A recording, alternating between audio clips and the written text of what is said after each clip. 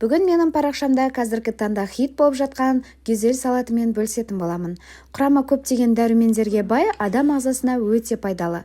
Міндетті түрде жасап көріңіздер. Ең алдымен қызылшамызды қайнатып аламыз, және де видеодағыдай осылай бөліктерге бөлетін боламыз.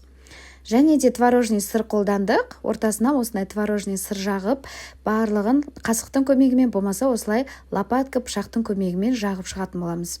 Біріншісіне бірін қойып 4 қабат ететін боламыз. Және де холодильникке жібереміз. Ортасына салатный листья және де руккола пайдалансаңыздар болады. Мен тек қана салатный листья пайдаландым. Неке бөліктерге бөліп, сұйық майымызды және де лимонный кислотамызды салып, жақсылап араластырып, және де тарелкамызға орналастырамыз. Осылай домалақ және де төртбұрышты тарелка ұсынсаңыздар болады.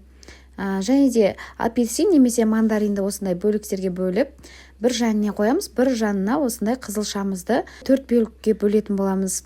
Неке бөліктерге бөлген кезде қандай әдемі, прямо әдемі көрініп тұрады. Дәл осылай орналастырып шығатын боламыз екінші жағына. Және де достар, бұл өте дәмді болып шықты. Үстіне анарымызды осылай сүйіп қоятын боламыз, әсемдік үшін, және де дәмі де керемет болып шығады. Неке біздің әп-сәтте дайын болатын гюзель салатымыз дайын болды. Міндетті түрде жасап көріңіздер, дастарханның көркін ашады.